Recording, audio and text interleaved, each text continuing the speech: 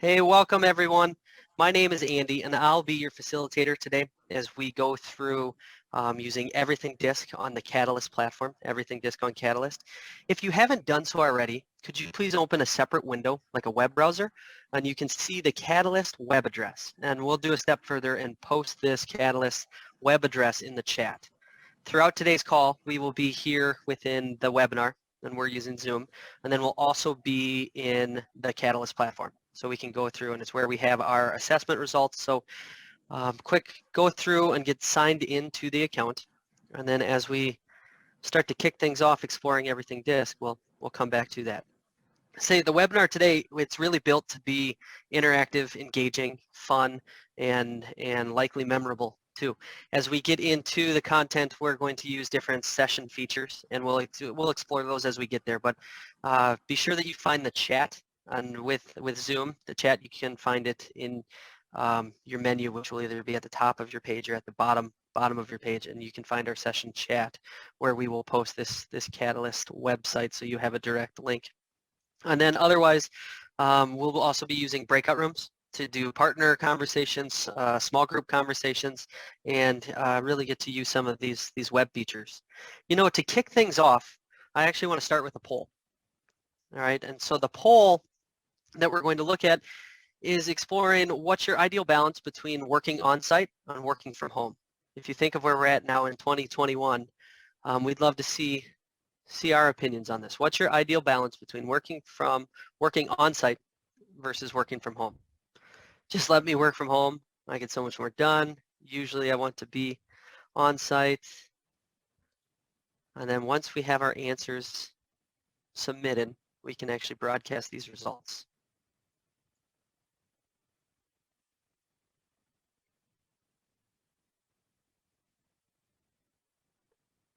All right, and we'll start to broadcast these results. And we can see here, we take it away with almost 70% of us that are preferring a 50-50 mix. It's interesting with our group here that we don't have anyone that says they usually want to be on site. You know, do we have a couple volunteers that would be willing to share their thinking here? Or specifically, I saw that somebody had identified the other. What are your thoughts here? What are your ideal mix? I was one of the ones at least who put other. I can say like the mix wouldn't probably like fall to any sort of like set ratio number, right? Like I think I'd ideally like to be able to just plan it around something where like I get to work from home, you know, when it makes sense, and then, you know, maybe like once or twice a week or once or twice every other week, something like that. Like when there needs to be meetings or in-person time, like get together to do that, or even just, you know, every once in a while, just so you're not trapped alone at home, right? You get to see and be around other people. I think like just whatever makes the most sense, I think, but probably tend towards more at home. Thank you for sharing, Nathan. Alicia, I see that you found the icon to raise your hand. Do you want to take it away? Yeah, I said just let me work at home. I get more work done. There's not the distraction from people in the office. And then I also get more done just throughout my day in general. So it feels like it just makes everything more efficient. And I really like it. You know, interesting conversation here. And I think both Nathan and Alicia have brought up the people component, where Nathan, I think it was more in the tone of collaboration. On Alicia, that the collaboration could have that negative connotation or negative effect too, where it could just get out of the way and let me get my stuff done, right? And actually, I'd like to drop a second poll with that too. As we're working virtually here, we'll start to pull this poll forward. But the ask that we have now is, how about the hardest thing on working on a virtual team? Right? We're all virtual. You can see from our backgrounds, we're in various places, right? But what is the hardest thing about working on that virtual team? Is it not enough social time? Is it you feel like you're always on the clock?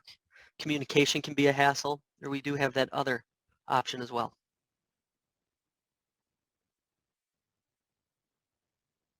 And once we get a few more of us to submit, then we'll be able to broadcast. And by broadcasting, we can see everyone's results.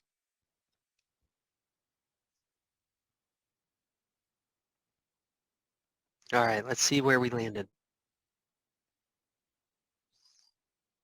So we have it's pretty close. When you think 60-40, it shows not enough social time versus communication can be a hassle. And I think this echoes what Nathan and Alicia were sharing too, but is there a volunteer that would be willing to share some of their thinking while you were answering this question?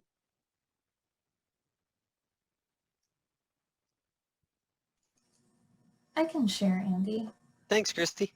I put C, communication can be a hassle, and I think part of that also, A gets into that a little bit, not enough social time, but I think about sort of those serendipitous run into somebody in the hallway or in the break room conversations that you have where you get just little nuggets of information either that are valuable to something that you're working on or just getting to know the person a little bit better. And that can be very hard to replicate in a virtual setting. Thank you, Christy. Absolutely. And Lisa, I see that you've raised your hand. Oh, there. Yeah, I said not enough social. And it kind of dovetails off of what Christy said because there's so much that happens just in the hallways. You know, first of all, there is that social time and lots of laughter, and that's cool. But there's also those times when you get to walk up to somebody's desk, ask them a question, and, you know, something just, you know, a conversation happens where you end up learning something really important. And that just seems to more naturally happen when people are physically together. And I do miss that a lot.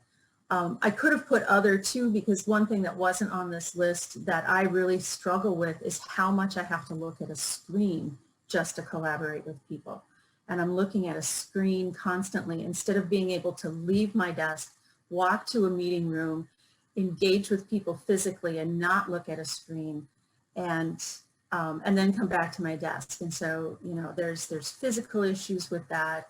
There's, you know, so it's just, I miss that social interaction for both work-related items as well as fun stuff.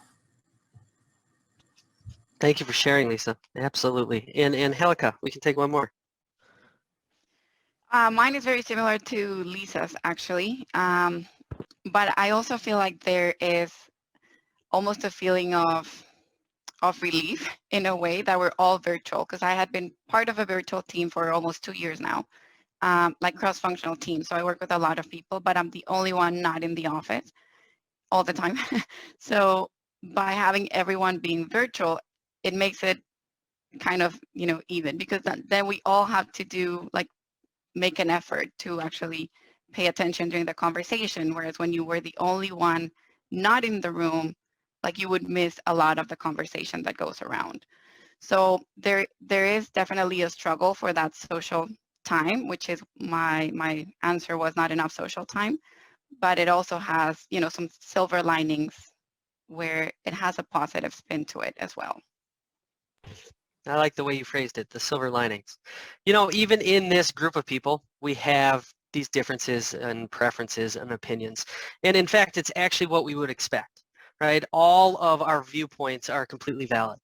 But it does mean that to create like this working culture that works for everyone, we need to be able to understand one another and then take it a step further and appreciate these differences to finally find solutions and common grounds when things like problems may arise, right? Today we're going to start that work by learning a new way to understand ourselves and a new way to understand others.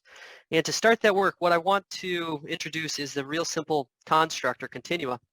And I want you to think broadly about your own tendencies. All right, so this continua that we have on the screen, it represents two opposing tendencies. On the top here, we have fast-paced and outspoken. You know, other words that we could have placed up here are things like active, assertive, dynamic, or even bold. And then towards the bottom, we have this handle, or these titles, cautious and reflective, right? And other words that could describe this tendency are things like moderate paced. I'd use the term calm, methodical, and thoughtful. So now what I'd like to do is use our annotation tools, and you can find those in your session tools on Zoom. you'll see the options either right at the top or right at the bottom of your screen, and we can annotate this slide. But I'd like to use the annotation tools, and let's plot our initials on the slide, right on this continua, where you think it would best represent your preference on your own tendencies. So we can already see AW, that's Alicia, and we have a few coming in. Perfect, and we have a few that overlay spot on perfect.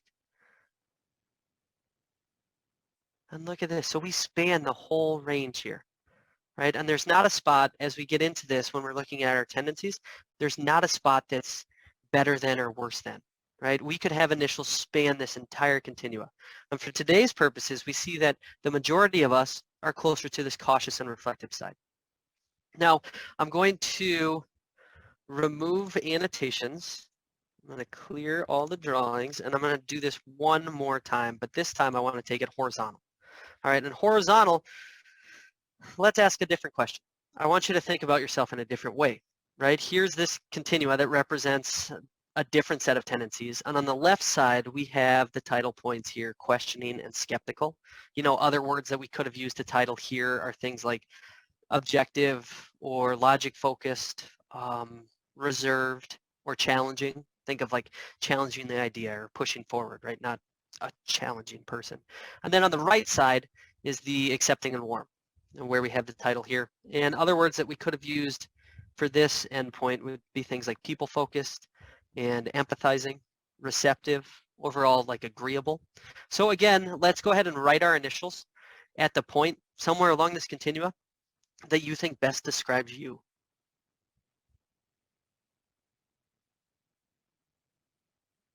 Now take a moment to kind of see where everyone's falling. And again, we see the whole continua represented.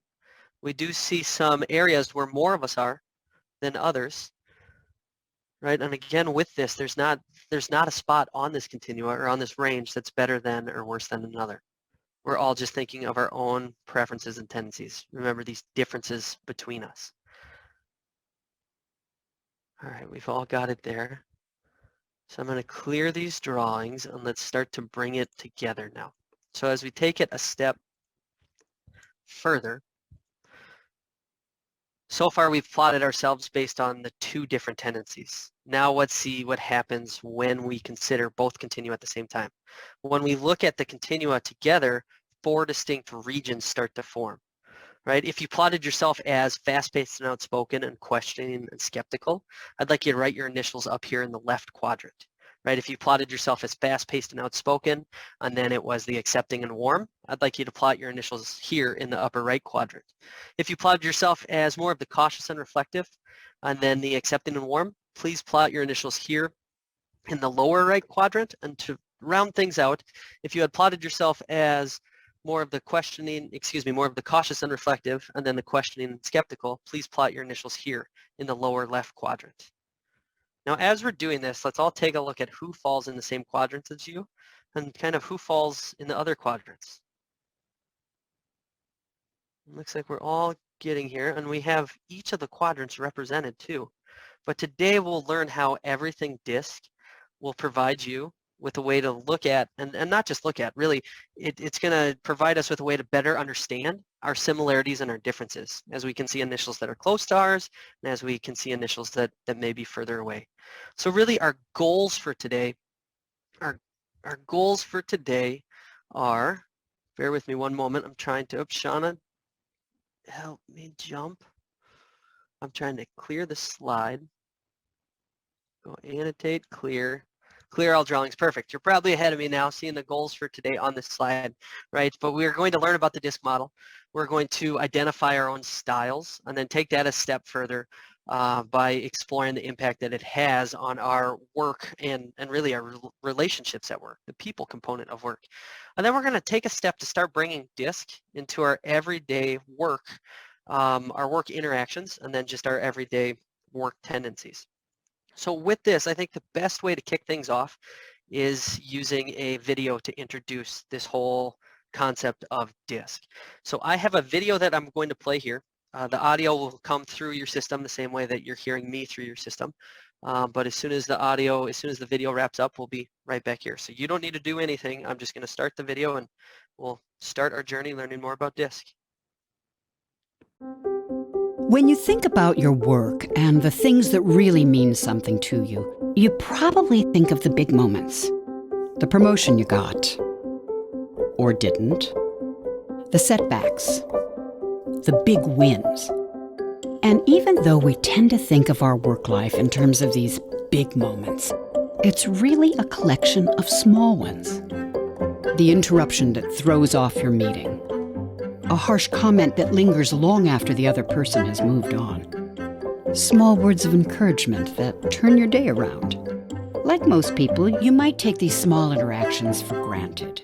But the way you feel about them has more to do with your day-to-day happiness at work than almost anything, for a pretty simple reason. You're human. We're wired to care deeply about our interactions. Each one is an opportunity, no matter how subtle or short, to connect, relate, and engage with each other. They're often what makes the difference between a good day and a bad one. And those negative interactions, the ones that drain us or just keep us up at night, well, what they're often about is two people not seeing each other clearly. Sometimes we misread each other's intentions because we come from different starting places. Other times we get stuck thinking our way is the only way. But when we make the effort to really see the people around us, where they come from, what matters to them, what they struggle with, it can change the way we think about those interactions. And there's a simple model called DISC that can help us take a clearer look at the needs and priorities of the people around us. It starts with 4 basic styles: D, I, S, and C. Take Ellen, who has a D, or dominant style. She's direct and outspoken, which is pretty common for people with a D style. She has a strong drive to achieve, so she's not afraid to make the tough calls or urge the team toward a goal. And when she has a clear vision of how to get there, she can become frustrated if things get bogged down in red tape or take longer than they should. Then there's Anthony, who, like others with the I, or influence style, is outgoing and enthusiastic. He thrives in a lively, fast-paced environment where people come together and collaborate. And because that sense of connection means so much to him, he can be left feeling discouraged and drained when it's missing from his work life. Oliver, like others who share his S or steadiness style, is patient and accommodating. He has a calm, supportive way about him that helps others feel welcome. And though his colleagues know he's dependable, they don't always get how invested he is in not letting them down, or how important it is for him to keep things on an even keel. Finally, there's Nadia, who has a C, or conscientiousness style. She's analytical and precise, and likes having personal space to dig deeply and logically into a topic. Like others with the C style, she puts a lot of pressure on herself to get things right. So even though she presents a calm face to the world, she gets stressed out when she doesn't have the time or stability to do her job properly. Now, of course, there's a lot more to people than their DISC style. But what the DISC model can do is help you take a fresh look at the people around you. And once you get where people are coming from, you can choose to engage in ways that are more productive and comfortable and fun. DISC also helps you take a fresh look at those small moments, like the person who just really needs a break from all the heavy stuff in their life right now, or the person who didn't realize how harsh they sounded in that last meeting. Because when we really see people and they see us, something happens to those day-in, day-out moments. We notice how much they actually mean.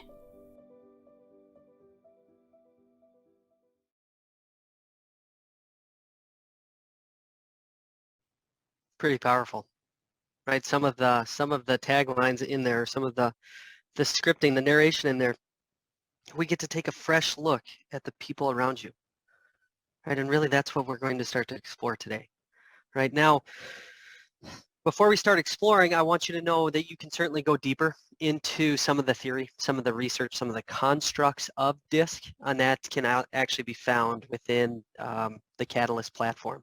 And there's a section within the Catalyst platform that we're not going to do it today in the session, but if you want to explore it afterwards or at any time, you certainly can explore this diskology component of it. And as highlighted, you know, some of the things that really stick out for me is that this disk learning model that can help us understand the people around us, this disk learning model was developed from research and theory spanning almost 90 years, right? And the disk model, what it really does is it provides a common language that people use to discuss what behaviors they share with others and what they may do differently. And lastly, the thing with this program we're about to dive into, the program that we're going through today is really the result of the most up-to-date research on disk, right? So we see this as the simple model in here, but the impacts and how it can change the way we think about our interactions can be really powerful. We saw the disk model shows 4 basic behavioral styles that describe how people's approach to their work and their relationships, and really it shows how those approaches can vary, right? The activity we did a few minutes ago was a simple demonstration of the differences described by this model, right? And as we bring it a step further now, most of you who said that you were fast-paced and outspoken and questioning and skeptical, they'll find that you're going to share the characteristics with this D or dominant style, right? And those of you who were also fast-paced and outspoken, but described yourselves as more of that accepting and warm when we did the horizontal continua question, you'll likely have preferences towards influence or this I style. Now, those of you who chose accepting and warm, but described yourself as also cautious and reflective, you're most likely going to find that you reflect steadiness, or what we're going to call the S style. And finally, those of you who chose the cautious and reflective and the questioning and skeptical, you're going to find that you share characteristics of like conscientiousness, or I'll call it the C style. Remember though that we all share things in common, even with those who didn't end up near us. When we had the initials a few minutes ago, and we saw initials that were really far away from ours, or initials that were really close, right? We may share things in common across this map. And as we learn more about disk, there are as we learn more about disk, there are a couple important ideas to keep in mind. And these important ideas, we're going to call them the Cornerstone Principles. So just think of the title there, being that cornerstone and these operating principles. The first cornerstone principle that I want to address is really that all styles are equally valuable and everyone's a blend of all 4 styles. So as we went through that exercise where we plotted our initials, remember we were calling out that there's not a right or a wrong answer as we proceeded through. And then the second cornerstone that we see on the slide is the way you work is also influenced by other factors, right? It's influenced by more than your preference and your tendencies. It can be influenced by your life experiences. It can be influenced by your education and really about your maturity. And you could call that like self-awareness. But we're going to use these principles to guide us as we learn more about ourselves and as we learn more about others. So if you haven't done so already, I'd like you to open a separate window and log into the Catalyst platform. So the second window, it will have to be some type of web browser. And I'm going to pull open my web browser. So here's the Catalyst platform. And what we're going to do, you'll each put your email address and your passwords in, and then we just log into Catalyst. So that's step 1. Okay, and let me just see a few head nods once we're in. It's looking good. All right, because we're going to use this platform to discover our personalized information about our styles. And really it's about this assessment that we took, is how we all have access to this. So once we've accessed the Catalyst platform, I want to go to the Your Disk Style page. And the quickest way actually to get there is this link right on the home page that says Learn About Your Style. All right, I'll go learn about your style, and then that page will start to load about your style. So the first thing that you're going to notice is your dot location on the Everything Disk map. As I mentioned before, there are 4 basic styles, disk styles. You have D, I, S, and C, right? However, there are also blended styles. Within each style, there are 3 regions. we'll call them regions, that your dot could be located really anywhere within this map. For example, if your dot is in the C quadrant, but near the border with S, and you can see my cursor here, so if your dot's here in the C quadrant, but near the border with S, you would have a CS style, and those are the blended styles. Or if your dot is here in the C region, but close to the border with D, you'd have this CD style. Again, as we saw in the Cornerstone Principles, everyone's a blend of all four styles, although most people are going to tend more strongly towards one or two styles. But remember, all styles are equally valuable, and all styles are valuable in their own way. So something else that I want to point at as you're looking as you're looking at your dot placement is what I'm going to call inclination. All right, I want you to consider not just the region your dot is in, but think of the actual location in this everything disk map, right? And really the distance from the center of this circle or of this map. A dot position towards the edge of the circle, like this one here on the right side of my screen, this is going to indicate a strong inclination towards the characteristics of that style. A dot, let's say like halfway between the edge and the middle, all right, we're going to call this like a moderate inclination. And this is going to indicate that you'd have moderate kind of inclinations towards the characteristics of the style. And lastly here, if you look at the image I have on the far left, dots that are close to the center, they're going to indicate like a slight inclination. And that slight inclination is going to be towards the characteristics of the style. And people who have these dots that are close to the center, right, they may relate to characteristics of other styles as well. And if you just think of the distance change between the strong to the slight, it's because we have other tendencies that are pulling our dot location closer to the center of the map. So now I'd like to see what mix of styles that we have in our session today. And you can see your dot again right on the Catalyst platform, but here on my slide I have an image of the disk map. I'd like to take a moment and we'll use those annotation tools again, and let's put our initials as close to possible where our dot is actually presented within the Catalyst platform.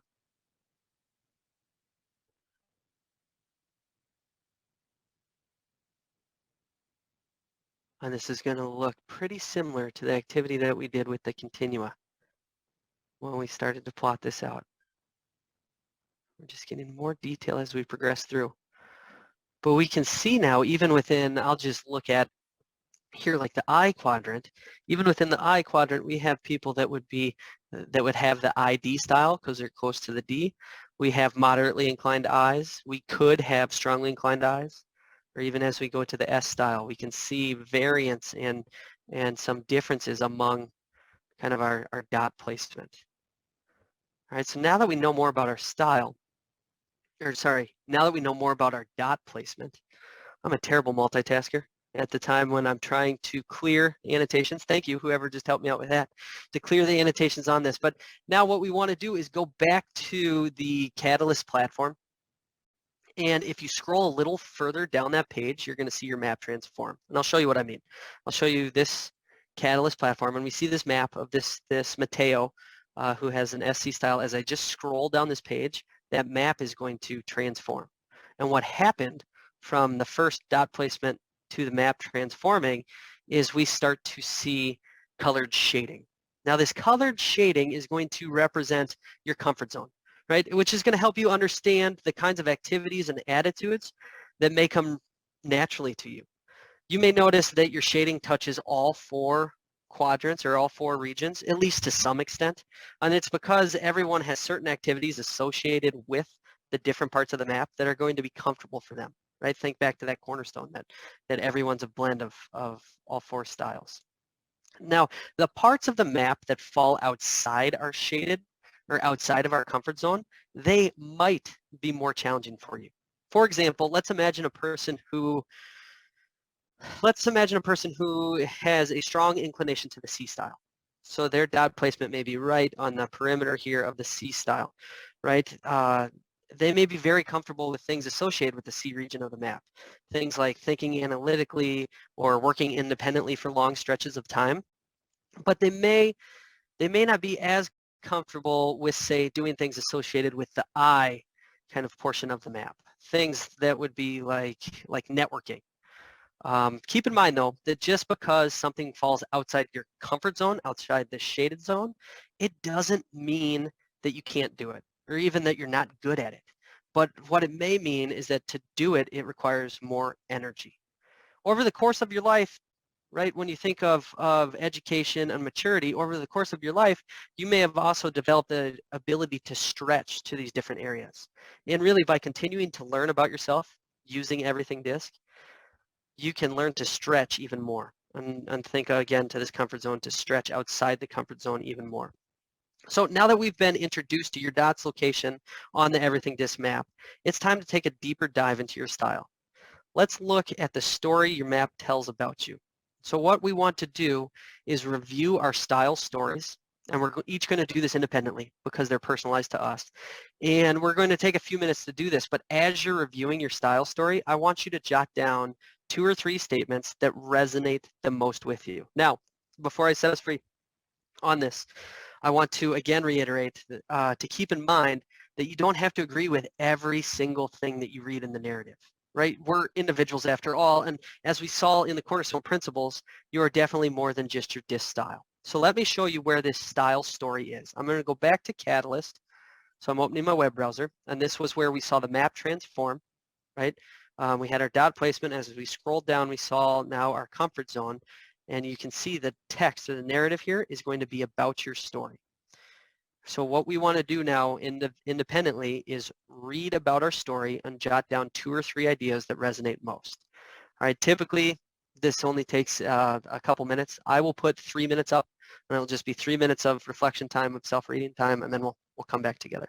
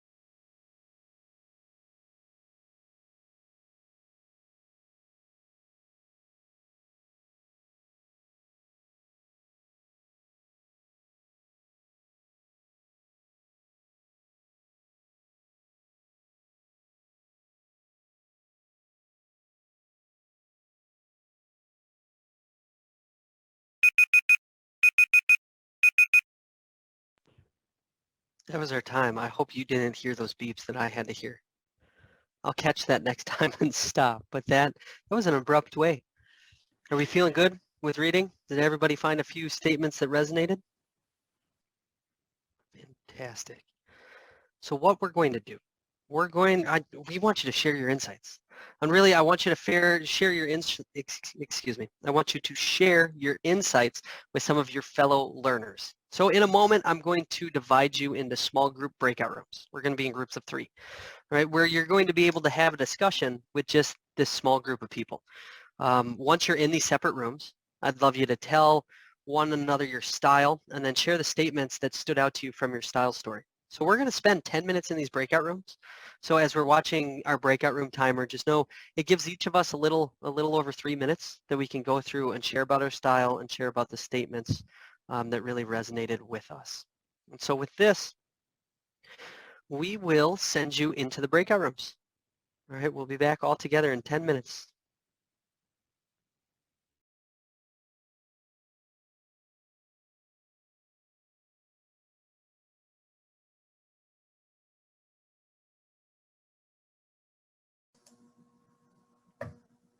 Hi, guys. Hello. How are you guys doing? Good. Good. How Good. are you? I'm good. Happy to be here. You have your disc D green. I know.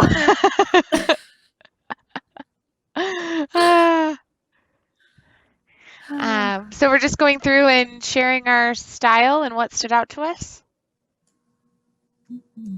Sounds like it.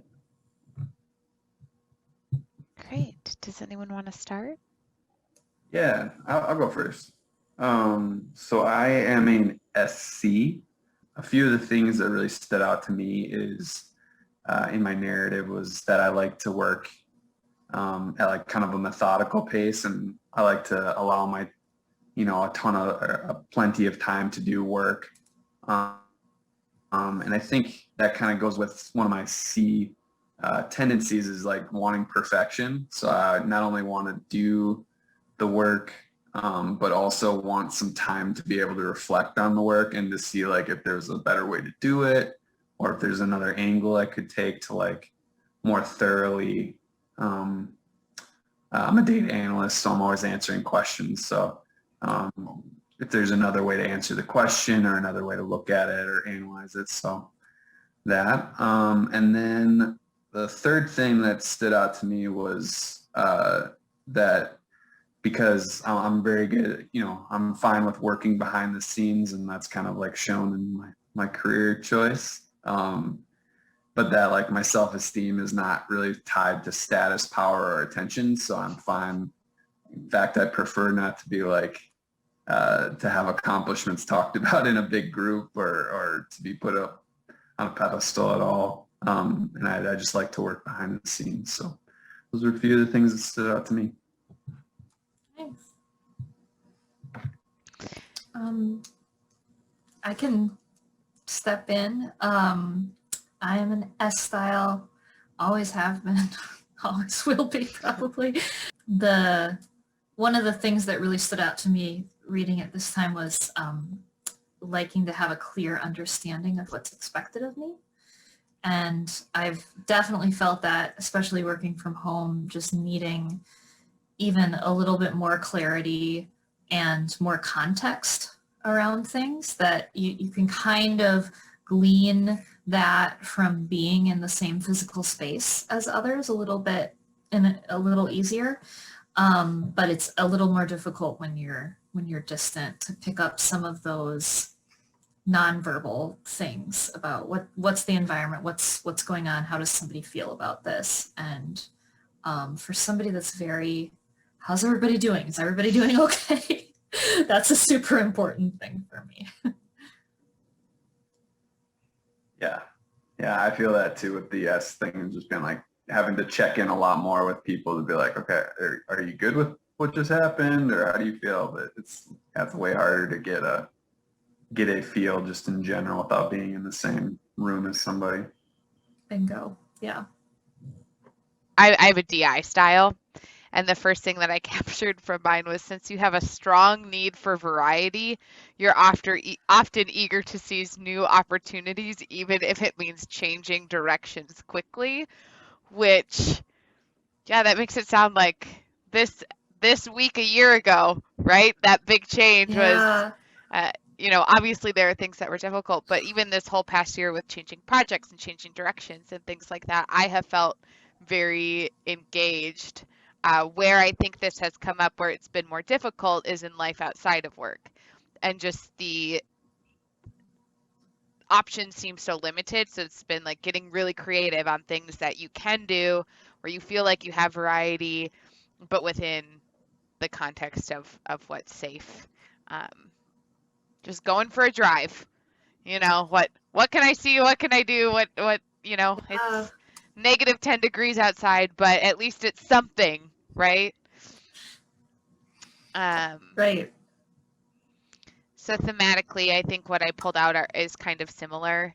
But Brady, I giggled because the statement from mine stood out after you mentioned yours about being more behind the scenes, where in mine it says that I'm probably attracted to high-profile assignments.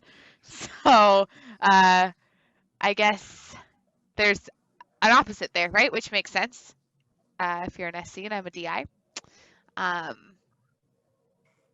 And, I think the other things that I pulled out, you're candid, self-confident, and you like to be heard. I think that was the biggest thing that stood out, especially at the end. And so it can be really frustrating when I feel like my opinions or insights, and I'll go with my gut reaction a lot, or my gut instincts, and when those don't feel heard, that can be very frustrating. So, yeah. Has the whole Teams or Zoom meeting type thing been tough for you too? Because I feel like there's less opportunity for more than one to be, person to be sharing things. I don't know. Do you feel like it's hard to like get a point across? I think that it has been really beneficial. I think because in person, I think that it's easier to talk over people when you're in a meeting in person, whereas or even have those sidebar conversations or things like that, whereas if not everyone is giving the speaker the fair amount of attention that they deserve, right? So this is me as a participant, let's say, and it's just interruptions are so clear in the virtual world. And so I've gotten very comfortable just raising my hand and taking turns and calling on people if I haven't heard from them, because visually everyone's on the same page. There's something where, maybe there was a learning curve there, and how are we going to function? But I think it's really made things more equitable. And then you can just mute everyone else if you want to talk. So. Yeah. This is interesting. It just kind of puts everybody on the same playing field there too. Yeah. Even like presenting the information, they're on the same level. Right. And I think it's easier to notice when someone hasn't contributed, because you're looking at everyone the whole time. And so if there's someone who hasn't been saying something, you can see that. Whereas if you're sitting in a circle in person, and if physically your attention is directed one way, you have to actively scan the room. Whereas in the virtual world, it makes it easier. Yeah, it's almost, I've found that it's almost harder to be in the background. It seems weird, it's intuitive. It's harder to be in the background when you're on a Teams meeting, because everybody can see if you don't have your camera turned on, or you're not like, your box isn't lit up when you haven't talked yet or something. I feel like it's just much more even. Whereas when you have an in-person meeting, you can kind of just be there, but not really contribute. So do you feel like you've been put on the spot more frequently in the virtual space?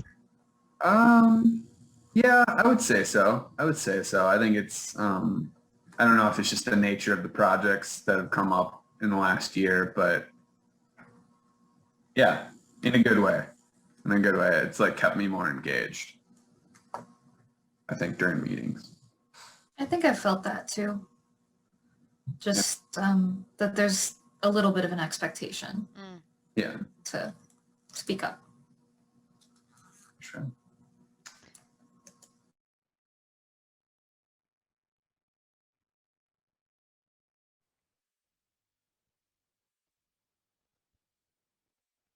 All right, looks like we're starting to all come back together. Rolls us back in. Welcome back. It's amazing how fast those 10 minutes can fly by. Say, I'd love to hear from a couple volunteers that would be willing to share some of what your group was discussing. Not necessarily your individual style and what stands out to you, but what else may have come up in your conversations? Yeah, Angelica? Yes, I would like to share something new that I learned today. So Lisa and I, we were in the same group, and we are kind of opposed in the horizontal continua, and we tend to have very different like responses to situations, but I'm sorry, very similar responses to situations, but it stems from different motivations. So that to me was interesting because I thought it would be kind of very different since we are opposite to each other. And I learned it's just a different kind of concern for how people are going to react to our, our interaction or our emotions. And so that was new to me. Thank you for sharing. And as you said at the front end of that too, even though your dots were similar in location, to still see the differences. It's pretty cool. No, we were opposite. Sorry. So I'm sorry. I wasn't He tracking. was like here. Got it. Did you, by chance, have opportunities to discuss areas of similarities? Yes. Yeah. Lisa, can I share those? We're going to start sharing them in our next step, and that's where we're going to do some partner conversations. Okay. So we'll get into that, but ideally, I mean, the conversations don't need to always be here when I'm facilitating. This is where Everything Disc on Catalyst will help continue these conversations with your coworkers, and you can have, ideally, these conversations with everyone. I think of some of the value that you were able to have connecting with Lisa, expand that out to everyone, right? Because we only had a couple people in each group. Thank you for sharing. Does anyone else have any big takeaways or ahas or anything else they want to share? Alicia, I see your hand went up. Yeah, so we really talked about how our disc styles show up in working virtually and the, I guess, equity that has been created. So I have a highly inclined D style, and a lot of the things that I pulled out were I like to be heard and I like to talk a lot. And the folks I was in the room with mentioned that they prefer to be more supportive and behind the scenes. And so Brady asked me the question if that's been hard in the virtual setting for me. And my response was, I feel like it has allowed me to grow.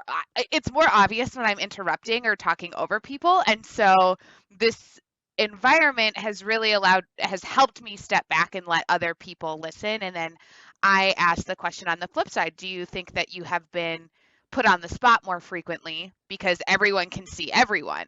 And he had shared that he had a little bit, but also in a good way, right? So this environment in working virtually has been challenging for both of us in our own ways, and in ways that ring true to our disc style, but has also allowed us to really grow and become more adaptable and more effective in meetings.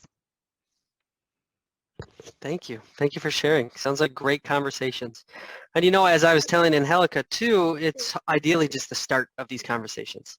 And to take it a step further, I do want to point back to the Catalyst platform, right? Because what we can do after our time together is you can go through your personalized platform and really see that it contains this wealth of information that you can use to learn about yourself, and really not just learn about yourself, but learn about others. So if you scroll down past your narrative, if you're still on that narrative page, you'll see the Cornerstone Principles that we discussed earlier, and that they're essential to understanding the DISC content and applying it appropriately. So please keep in mind as we go throughout our time today, those Cornerstone Principles, but then also beyond today. In addition, I'd encourage you to check out the Style Podcast. And again, those are going to be at the bottom of that same page, where you can get a sense of like what drives people with your style. And so I'll show you my page quick. I'm going to open again on my browser. This is where we had spent time reading about our style story, but as I continue to scroll down, this is where we can see a couple things to remember, and these are those Cornerstone Principles, and then we each have our own personalized style podcast. So we can certainly keep the resources going when we explore the wealth of information. So with this, I want to continue the conversation, but kind of steer it a little bit different direction. And what I mean by that is when you think of great workplace cultures, they're built on shared respect and understanding. In order to have that, you need to understand the preferences and tendencies of the people that you work with, and they need to understand yours. So let's start by considering what others should know about you. So now I'd like you to use your own Catalyst platform as a guide and write down 3 things that you'd like others to know, like 3 things that you'd like them to know about while working with you. So we'll each do this individually, and then I want to come together, and we have a small enough group today that we can go through and we can each share kind of 3 things that we'd like our coworkers to know about us. So again, back to that Catalyst platform where I was just showing, and you saw it on yours when you were personalizing your style story. And we want you to go through and identify these 3 things. And these could be things like information about how you work, or it could be things that you value, or just tips for communicating with you. So with that, we'll go silent again as everybody's on their sites. We'll do 3 minutes, and I'll pull the timer forward. And then after 3 minutes, we will go through and we can each share quickly our 3 tips with working with you.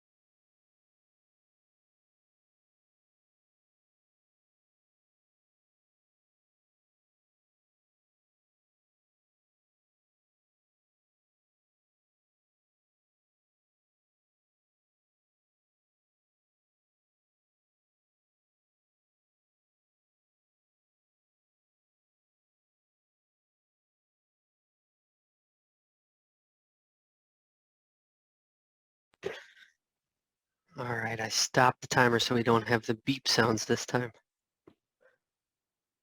But we'd love to do it, and with a group, we've got 9 on the line right now, so we can actually take just a quick 3 for each of us. If it was a larger group, I would go and ask for volunteers, or even go around the map and try to get volunteers from each of the quadrants. But given 9 people on the line today, let's just go through, and each we can share a couple tips, or all 3 tips about working with you. Who'd like to go first?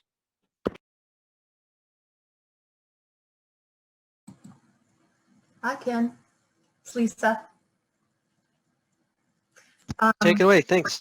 All right, good. You can't hear me. Okay, so I have an SI style, strongly inclined SI style. And my 3 things, they kind of lean more toward the S, but give me time to process new ideas. So if you're, you know, launching something new, I want to think it through. I don't usually, things don't come off the top of my head, so I like to process. If I haven't spoken up, if we're in a meeting together and you haven't heard me talk yet, ask for my thoughts. I will not be the first one to speak, but I do want my thoughts to be heard. But I will you know, give the floor to everybody else before myself. And then finally, I do like a little social talk before we dive into our meeting. I want to know about the people I work with, and you just share what you feel comfortable sharing, but I just like a little social talk to feel human. Thank you, Lisa. Yep.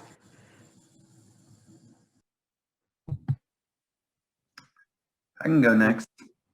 Fantastic. All right. So I am an SC.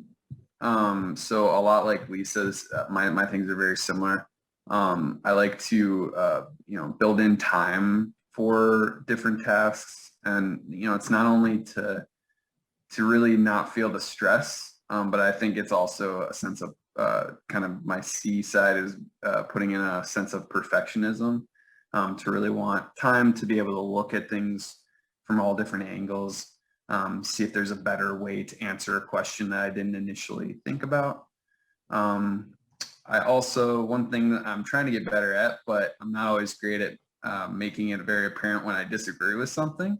So just letting my teammates know that they might have to ask just straight out whether I disagree with something, and I might not make it very apparent. And then I was just thinking with my team often does a lot of brainstorming. So being put on the spot to give an opinion, again, like Lisa, it can be kind of stressful because I would like time to formulate a full thought.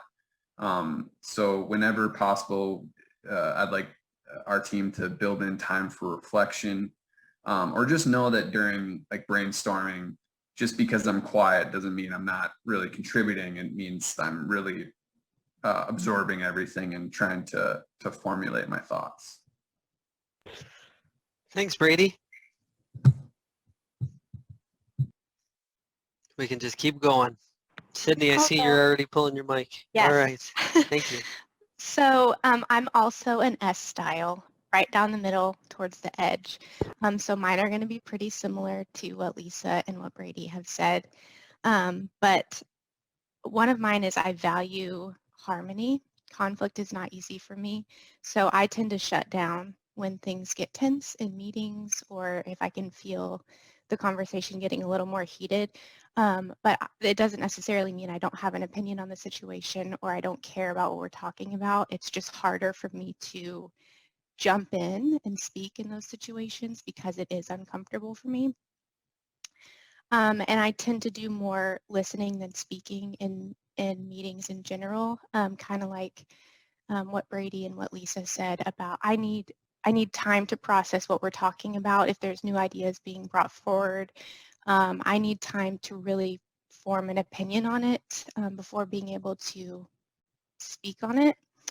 And then the third thing is I value teamwork, and I'm much better at accepting constructive criticism from other people than I am at giving it. And I think that goes back to valuing harmony. I get a little bit nervous that people are taking it the wrong way when I have to give them constructive feedback. Thank you, Sydney. All right, may I go next, Andy and others? Absolutely, Matt. Thank you. All right, sure, my pleasure. All right, so my style is predominantly I. And given that, 3 items that I want to share with everybody here is the first one. I believe that people are the most important resource for any project. And one of my philosophies of work are to empower and equip people and let them do their work. I know there's a lot of things behind all that, like building relationship, bringing people experience and expertise for the success of the project, make sure that you have time to get trust on people and understand their abilities and their capabilities, and make sure that we can address the challenges according to the people's personality and background. So I can say that these are the this is the definition, part of the definition of my work philosophy. Okay. Thank you. What I had for sharing. Thanks. Yeah, fantastic. Mhm. I can go next. All right, Angelica, take it away. So one of the things I wrote is that I usually like to have a thorough approach and make sure I have the correct information for whatever project or conversation that we are in. And because of that, I appreciate having some time to process and to make sure that I bring the correct information forward. So sometimes I might not respond right like on the spot when we're having the conversation, but I do like to take some time to, gather more information and make a more informed decision or have a better opinion about something, and then come back to someone. The other thing is that it's natural. I tend to challenge ideas or like question things, and sometimes it might come out the wrong way or people might take it the wrong way. Most of my question stems from having a need to understand things better, but because I tend to be somewhat blunt in my approach, it might sometimes sound harsh to some people. But I'm also very open to receiving that feedback when I am having this type of behavior, and if people are finding it like, maybe it was not the correct approach or just the right way to say it, I do appreciate the feedback so I can kind of readjust. And I think over time it has gotten better, but I still find that there are some people that might take it the wrong way. Hey, thank you all, and thanks everyone for sharing about our styles. Think about how powerful these conversations can be, right? And as we continue out, we work with more than you work with more than 9 people, right? And you can take that across. And I'd really encourage you to continue to use that Catalyst platform and to have some of these similar conversations with your colleagues, right? And we can access additional colleague information through Catalyst too. So I guess the call to action from here forward is to encourage the conversations, encourage understanding about your style, but also understanding your direct coworkers and colleagues' styles, so that you can better work together or work better, more effectively and efficiently. And with this, I want to thank you all for joining. And when we meet again next time, we will start to go deeper into some of the individual components with one-to-one continua and conversations within Catalyst. But thank you again.